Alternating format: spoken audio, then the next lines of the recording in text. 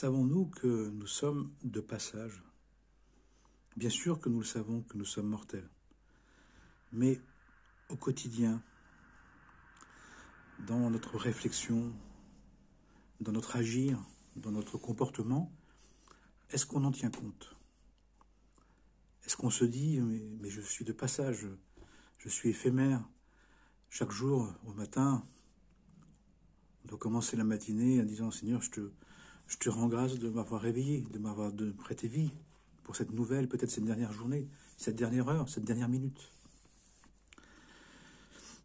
Parce que quand on base sa vie sur le fait d'être des passants, d'être de passage, d'être temporaire, les enseignements nous disent de manière pratique, de manière réelle, de manière quotidienne, on ne peut plus avoir la même attitude dans les événements, dans les relations. Qu'est-ce qu'on est? Qu'est-ce qu'on va laisser? Qu'est-ce qu'on engendre? Quelles sont les conséquences? Alors, bien évidemment, quelqu'un qui penserait qu'il y a une seule vie se dit, bon, de toute façon, j'ai une seule vie. Et puis voilà, quoi. Mais en même temps, ceux qui disent qu'il y a une seule vie ne disent pas qu'il n'y a pas de conséquences. Ils ne disent pas qu'il n'y a pas de conséquences pour l'âme après la vie. Et certains disent de manière éternelle, ce qui est terrible, ce qui est faux.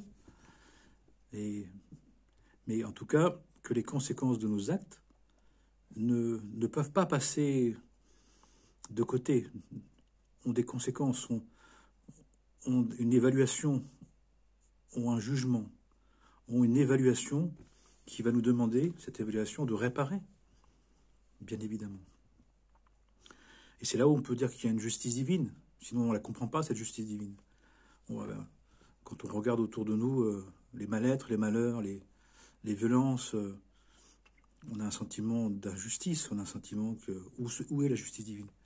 Eh bien, elle est soit de vie en vie, soit qu'elle passe de vie en vie, soit qu'elle passe après la vie, dans l'autre partie de la vie, qu'on appelle la mort de cette vie, pour la naissance d'une autre vie. Mais dans tous les cas, la question de la mort, la question de la finitude, il y a même des maîtres, il y a des enseignements qui se basent principalement et même exclusivement sur le fait au quotidien de rester conscient de la mort, même d'étudier la mort, même de prier avec des ossements. C'est étonnant, c'est avec le crâne de son maître, ce qui est extraordinairement bizarre et qui doit être extrêmement fort d'avoir connu un maître qui nous a enseigné, qu'on a aimé, qu'on a craint et qu'on a aimé, qui maintenant nous donne même ses ossements pour que l'on prie. Alors bien sûr avec ses mérites, mais en même temps aussi qu'on prie dans la mort avec lui, ou que lui dans la mort prie avec nous. Et ça c'est extraordinaire. Mais voilà, cette réflexion sur la mort, est-ce qu'on l'intègre vraiment? Que les choses sont finies, que les choses ont une durée, que dès que quelque chose commence, il y a une durée qui amènera à une fin. Et on voit bien que du jour au lendemain, nul ne sait ni le jour et l'heure de la mort, nul ne sait de ce que le temps qu'on nous accorde, le temps qu'on a prévu aussi, en accord avec nous, avec notre âme, que notre âme a accepté avec le divin. Alors est-ce qu'on en tient compte? Parce que de fait, les choses s'intensifient. On commence à différencier l'essentiel du superficiel. Et plus on va en âge, plus on va en expérience, plus on va en défi, plus on va en désillusion, plus on va en regret, en remords, plus on va en réalisation, plus on va en réussite, mais aussi en échec, eh bien, plus on réalise que les choses ne sont pas fixées, que les choses ne sont pas définitives. Bien sûr, j'apprends rien. Et c'est pas la question d'apprendre quelque chose. J'essaye pas de nourrir la tête. On voit bien que on est tous beaucoup à tête, dans la tête. Mais il dit, c'est le cœur. C'est qu'est-ce que ça attendrit en nous de savoir ça. La connaissance, c'est de naître avec, connaître. Naître avec, ça veut dire, je prends conscience d'un savoir qui va me faire attendrir, qui va m'ouvrir le cœur.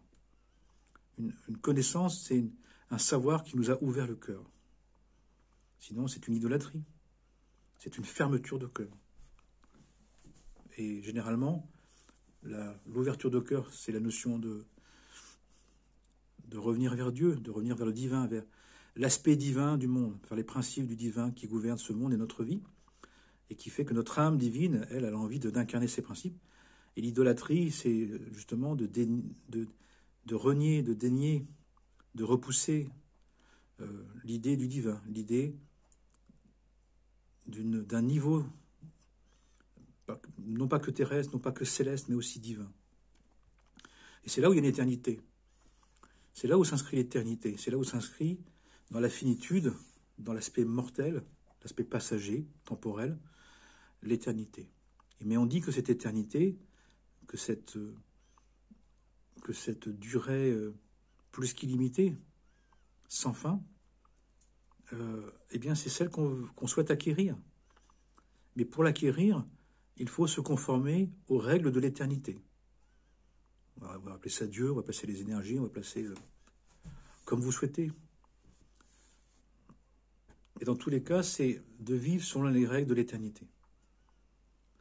Et les règles de l'éternité ont des principes, ont une base qui se résume à l'amour du prochain, à l'amour de Dieu, à l'amour de soi, à l'amour de la création, à l'amour du monde.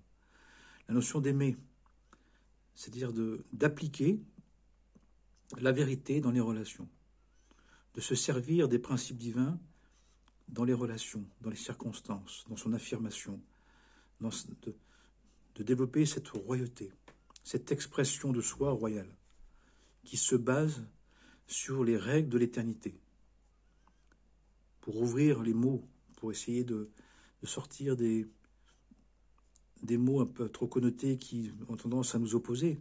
Mais à vrai dire, de croire en Dieu, c'est de croire en l'éternité, c'est de croire en la résurrection, de croire dans un temps, dans une dimension que la finitude, que le temps ne peut éprouver, ne peut user, ne peut détruire, ne peut rouiller. Et c'est ça qui nous intéresse, c'est ça qui doit nous intéresser. Alors ce qui est très très beau, c'est que nous avons des livres de papier, il y a des livres de pierre, et il y a aussi le livre de la vie, le livre de la création, le livre de la création, le livre de la vie. On a 4 grands livres, les écrits, les pierres, les dolmens, les menhirs, les pyramides, les temples mayas, les temples, etc., etc. Et puis nous avons le livre de la création, la nature, qui est faite justement des principes du divin qui nous montrent, qui sont inaltérables. La nature est éternelle, elle ne s'arrête jamais. Elle a des cycles, elle nous dit qu'il y a des cycles, qu'il y a des temps. Elle nous parle d'un fonctionnement extérieur, de ce que c'est dans le macrocosme, comment sont les principes divins du macrocosme, pour nous dire comment sont les principes divins dans notre microcosme. Nous sommes considérés comme des micro-univers, pas des micro-moi, pas des petits moi, des micro-univers, des microcosmos. Le moi étant la version la plus petite, la plus réduite, celle que l'on veut, celle que l'on conçoit, celle que l'on limite, sur laquelle on a comme un îlot, sur un bout de bois dans l'océan, alors qu'on a l'océan sous les pieds.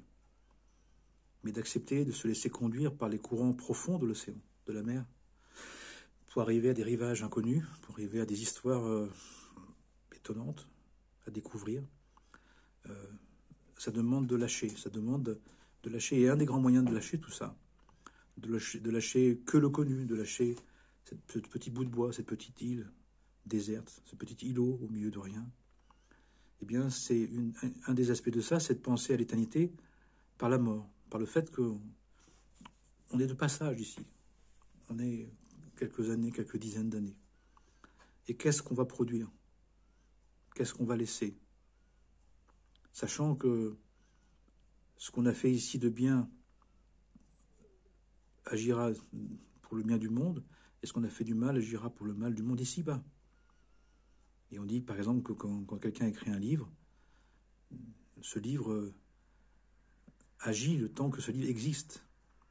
Alors s'il est conforme au principe du divin, c'est formidable.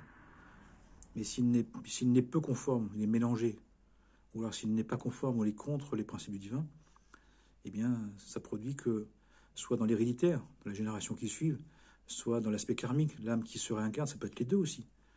Et puis sur l'environnement, dans sa relation à Dieu, dans sa relation aux autres, sa relation à la création, à l'humanité, eh bien, les conséquences, nous sommes responsables de ces conséquences. Et bien aveugle et bien sourd, spirituellement parlant, j'entends, quelqu'un ou quelqu'une qui pense qu'au moment de la mort, on serait dédouané de toute la responsabilité de nos pensées, de nos paroles et de nos actes. Nous en sommes définitivement responsables, absolument responsables. C'est pour ça aussi que parfois on arrive dans cette vie et dès l'arrivée, on est déjà dans des régulations, dans des réparations, dans des interpellations qui nous demandent de faire des efforts, qui nous obligent, qui nous imposent. De 0 à 7 ans, on est obligé. Comme certains disent, on n'a pas choisi. Bah oui, on n'a pas. Tu ne te proposes pas de rechoisir parce que tu as déjà choisi. Alors l'enfant ne sait rien, mais l'âme le sait, la sait.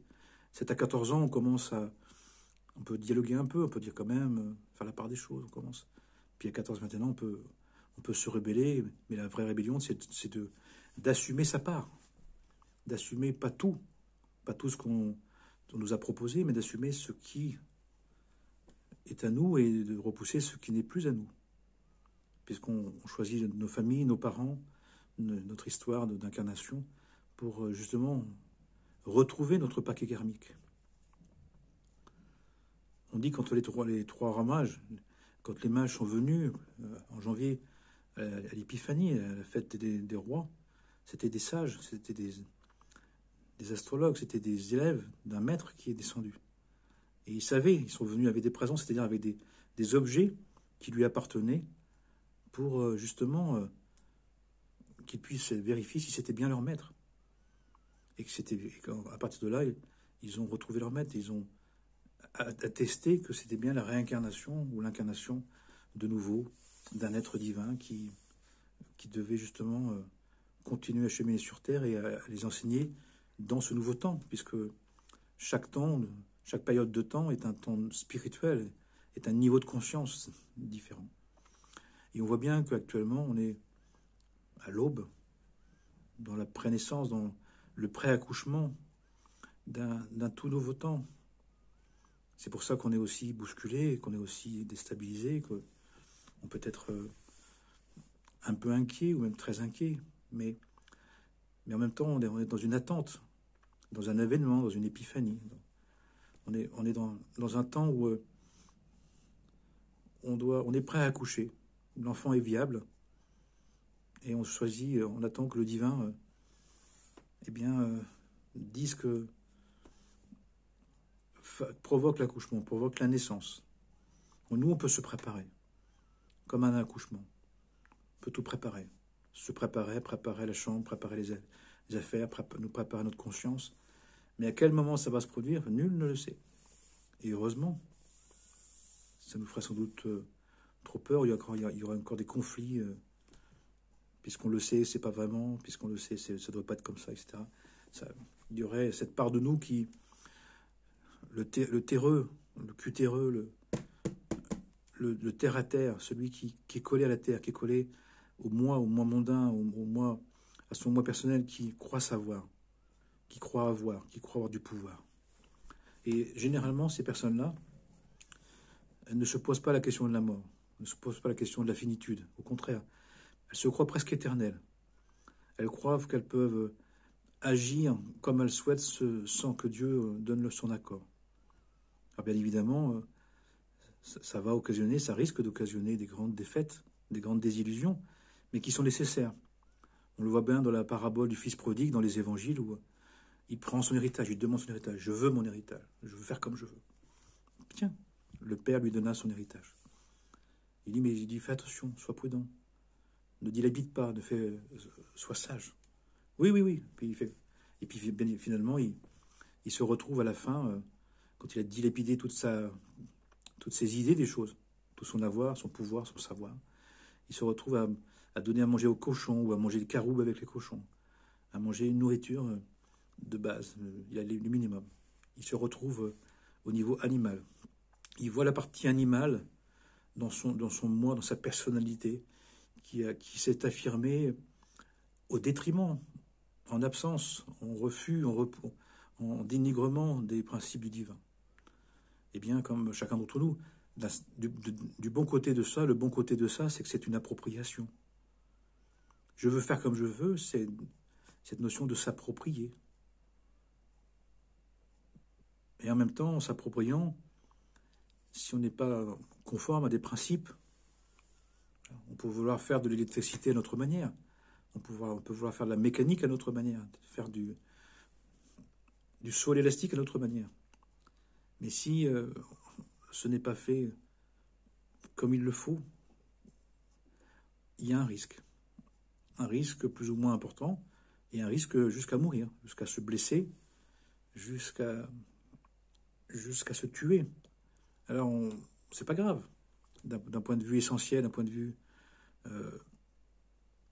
principiel, c'est pas grave, on reviendra. Mais on reviendra avec cet historique-là. On reviendra avec le refus d'accepter de vivre selon des principes universels, des principes éternels. C'est dommage, parce que on peut très bien vivre sa liberté. Et on peut très bien avoir, et on a à avoir cet esprit liberté. On est fait de cette liberté, de cette conscience d'exister. Mais cette conscience d'exister, héritage du choix qu'ont fait Adam et Ève. Mais ça veut dire que cette liberté, on nous dit, oui, on peut choisir librement de faire son électricité. Mais il faut connaître quelques principes. Il ne faut pas mélanger les fils. On ne peut pas mettre du 220 où il faut du 380. Et on ne peut pas faire n'importe quoi non plus. Parce que c'est dangereux, ça risque de provoquer un accident, un incident ou un accident. Un feu, une catastrophe. Donc, dans la logique de ça, un des rappels pour nous dire qu'il y a des principes, et quels que soient nos refus, nos réticences, eh bien, c'est la mort. La mort nous dit que, cette finitude nous dit que Dieu nous laisse un certain temps pour expérimenter, pour adhérer plus ou moins, pour revenir plus ou moins, espérons plus que moins, si Dieu veut, vers les principes, mais de toute façon, le fait d'aller vers la mort, le fait de partir, après avec l'idée qu'on revienne ou qu'on ne revienne pas, l'idée qu'après, de toute façon, on vive les conséquences. Si on ne revient pas, les conséquences, c'est pour l'âme après, dans un autre monde. Si on revient, c'est que c'est inscrit. Et donc, il va falloir revenir pour le corriger. Alors, bien sûr, il y a des dettes et des mérites, quand même, hein, heureusement. Et tous les êtres ont un minimum de mérite et un minimum de dettes, en espérant qu'il y ait un maximum de mérite et un minimum de dettes, bien sûr. Mais en même temps, voilà, l'idée de la fin de la vie, de la fin du temps. C'est aussi une manière d'être soulagé quand on est dans un drame, quand on est dans une grande difficulté, quand on est dans une grande souffrance. De toute façon, à un moment donné, ça va s'arrêter. De toute façon, à un moment donné, ça va se terminer. Alors on nous dit il vaut mieux ne pas mettre fin à ces jours. Et en même temps, on fait le mieux qu'on peut. Aucun jugement de ma part de qui que ce soit par rapport à ça. La vie est tellement dure. Les personnes en témoignent. Et je crois qu'il n'y a pas un seul humain que j'ai rencontré ou accompagné qui n'a pas à un moment donné pensé à en finir. Mais l'idée, c'est d'en finir, c'est que ça se termine, que ça se termine enfin, que ça se transforme, que ça se modifie, que ça se répare. Et parfois, même simplement l'idée de la mort, l'idée que ça se termine un jour, ça peut être très soulageant. Même un instant, ça ne guérit pas, ça ne change pas la situation, mais ça peut-être parfois nous soulager. En tout cas, voilà, c'est un axe fort, c'est un fondement fort, une aide, un pilier, un bâton de vie, un bâton de parole, un bâton de pouvoir, un bâton de fondement sur lequel se poser, c'est penser que cette journée, et chaque jour, c'est peut-être la dernière journée. Peut-être c'est ma dernière journée. Et là, on peut ressentir, ça peut nous permettre de ressentir quelque chose qui peut nous sauver, dans le sens, nous sauver des peines, des effrois, du drame juste, légitime, qui existe de l'âme égo, de l'ego, du moi mondain, du moi du monde.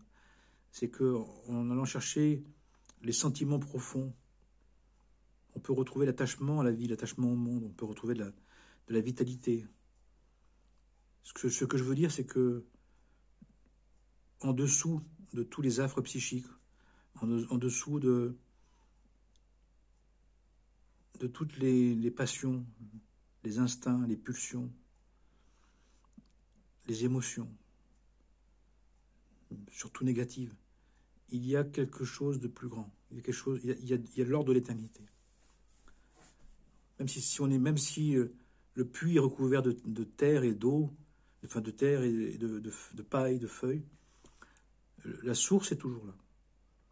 Et finalement, le travail spirituel, c'est d'arriver à retrouver cette source et ensuite de rester connecté, de retrouver cette source et ensuite d'être connecté à cette source et d'y rester ou d'y revenir.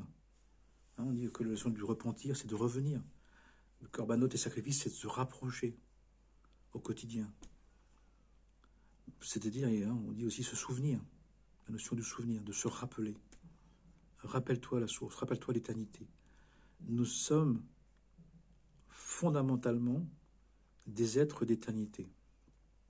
C'est pour ça que c'est aussi insupportable pour beaucoup, à vrai dire. Ces limites qui paraissent des enfermements, qui paraissent des empêchements, qui paraissent nulles, qui paraissent ennuyeuses. Mais nous sommes des êtres d'éternité. Et l'enjeu et la proposition de cette incarnation, de cette école de la Terre, nous dit-on, c'est de vivre cette éternité dans une ambiance limitée, oublieuse, ignorante, idolâtre, hérétique, qui a oublié l'éternité. Bon. Donc le travail spirituel serait de se souvenir de son éternité, pour s'éterniser.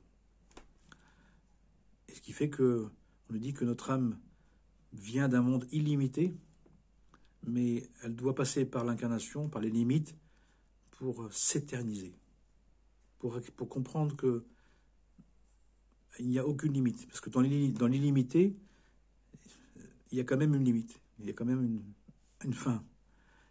Ça ne se renouvelle pas tout le temps. Même si ça met beaucoup de temps, l'illimité, ce serait par rapport à nous de dire je peux vivre 10 000 ans, au lieu de vivre 80 ans, 100 ans, on a dit 120 ans. Je vis 10 fois plus, je suis dans une vie limitée. Mais le divin nous dit non, mais c'est pas suffisant. Il y a un autre degré. C'est pas 120 ans ou 10 000 ans, c'est éternité. Sans fin.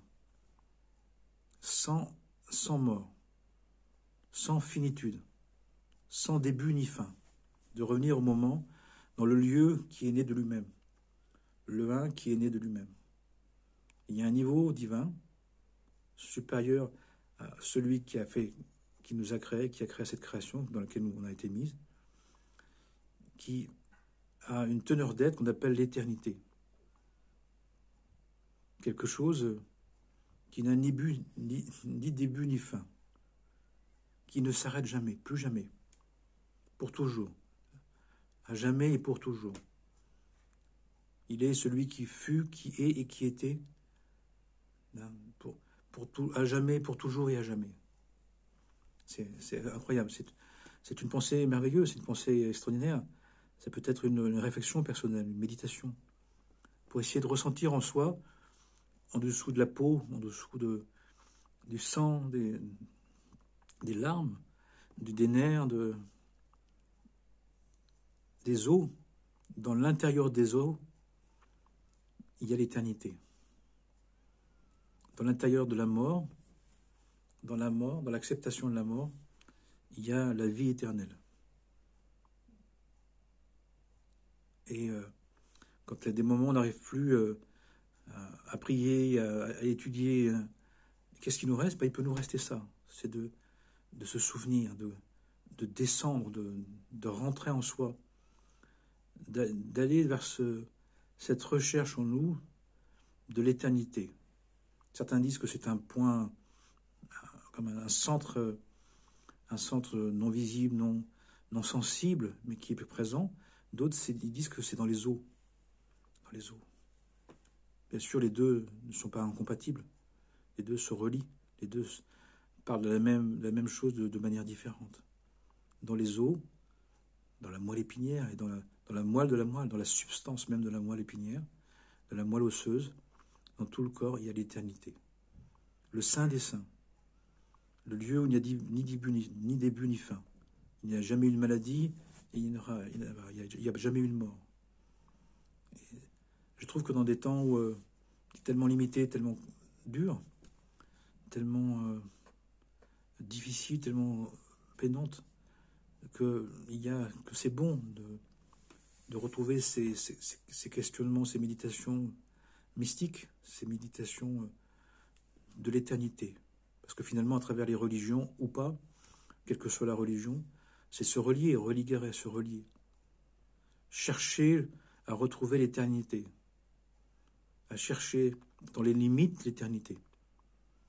Nous venons de l'illimité, nous devons nous inscrire dans le limité, mais parce que dans ce limité, il y a à trouver à chaque fois le point commun, c'est l'éternité.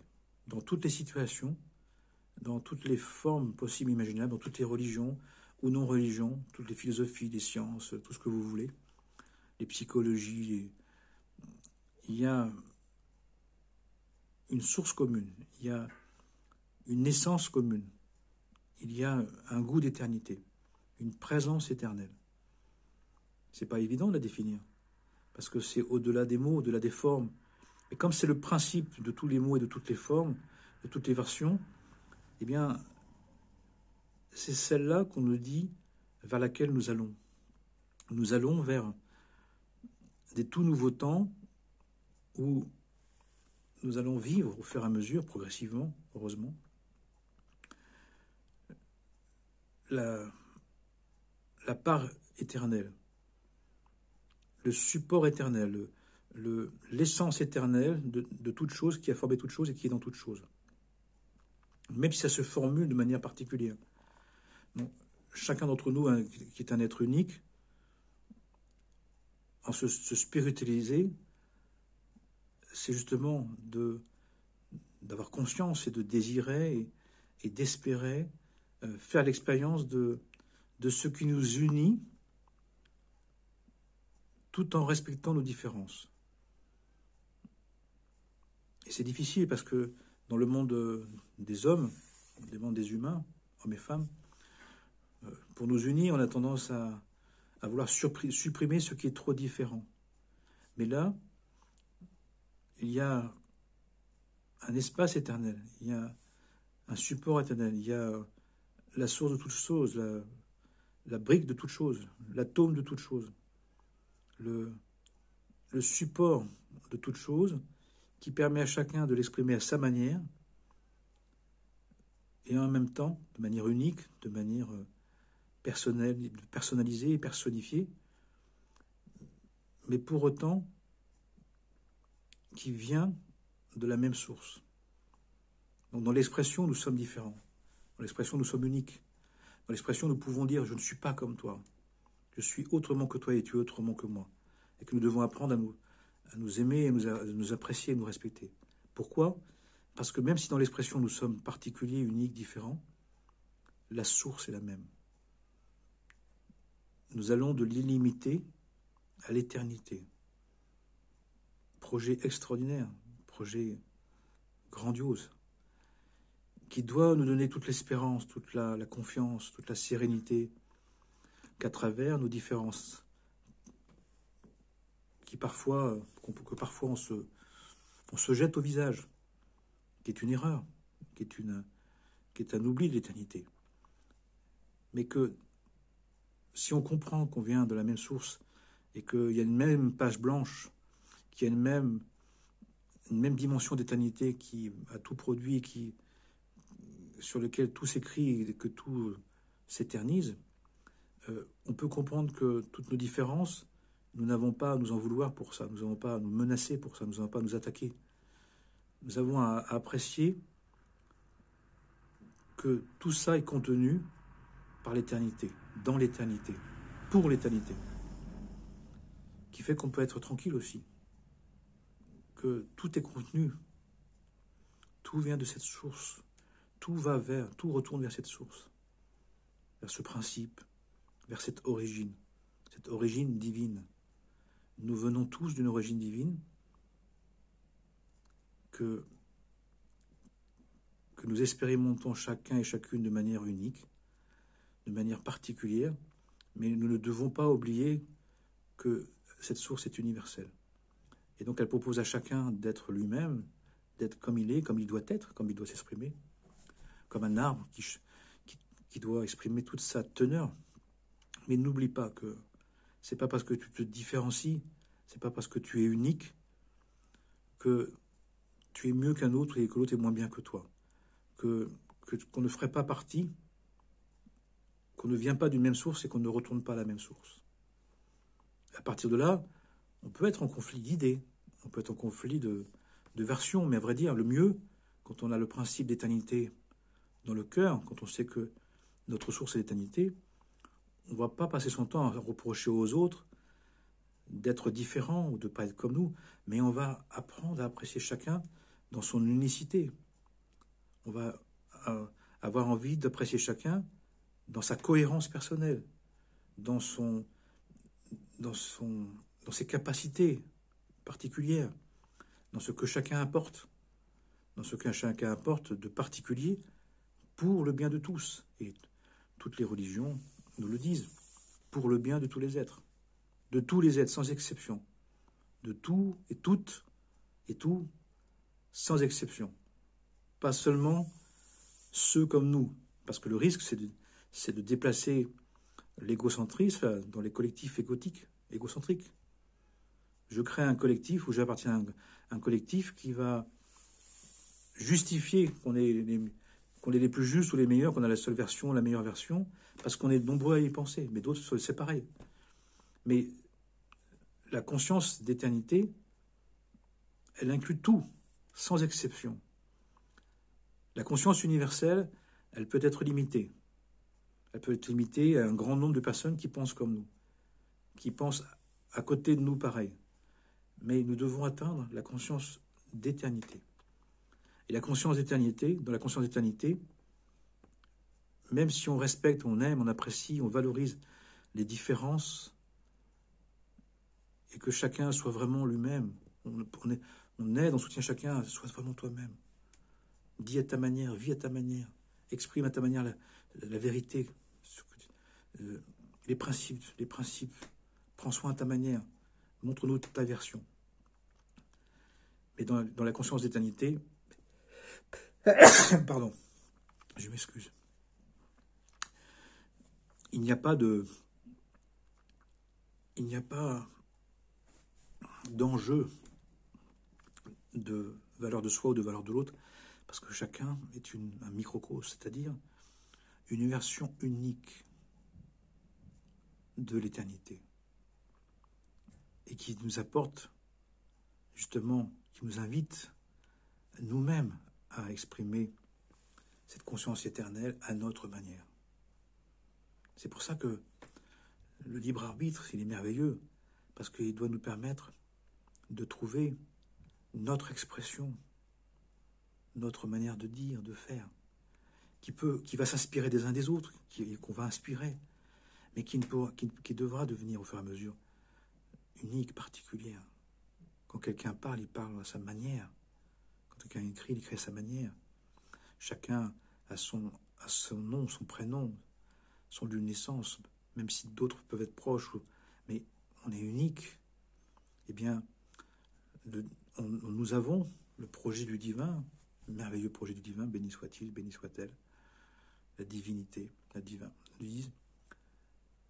On vous propose de vous éterniser ensemble, de vous éterniser, et pour ça, on vous met dans des situations, dans des relations, dans des circonstances où, en apparence, dans l'expression, dans les vêtements d'expression, ça va pas être pareil ou pas du tout pareil. Là, on va dire, mais c'est pas possible.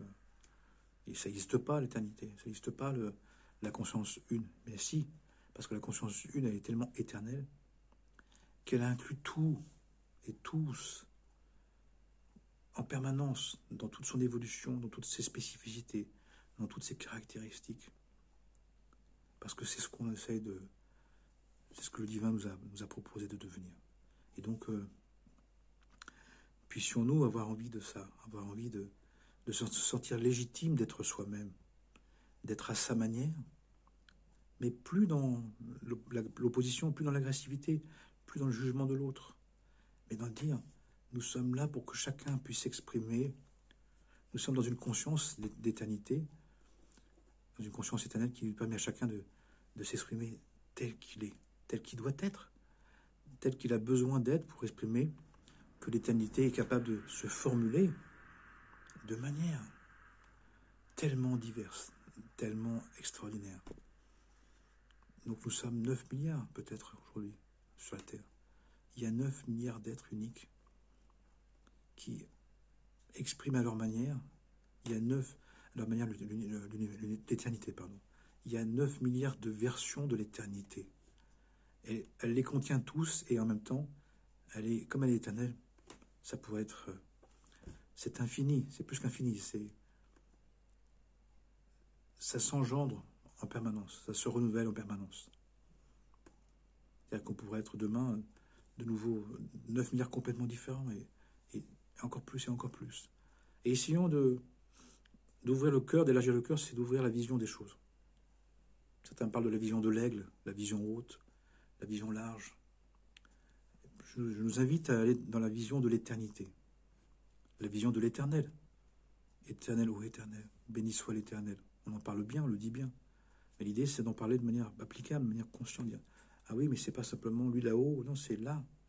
C'est une conscience que tout ce qui a été, tout ce qui est, tout ce qui sera, est contenu dans une conscience éternelle qui peut tout renouveler. On dit que tout qui est renouvelé à chaque instant. Après nous, on retient une version de nous-mêmes. On reste sur une petite version, sur quelques versions. Parfois sur une seule pendant tout le temps, parfois. De temps en temps, on change, mais on pourrait être multi-expression, multi-version de nous-mêmes. Et chacun comme ça.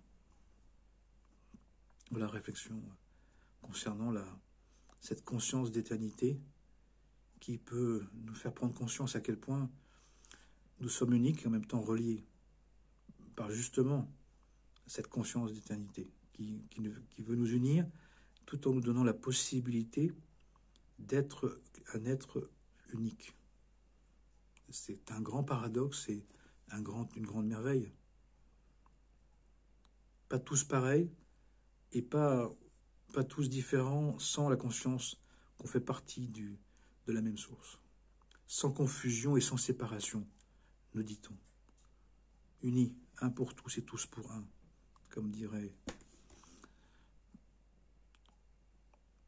Amen et Amana. Très bonne journée. Que Dieu nous bénisse et nous éveille, nous réveille, nous éveille de plus en plus à cette conscience éternelle pour le bien de tous les êtres, de tous les vivants, sans aucune exception possible et imaginable.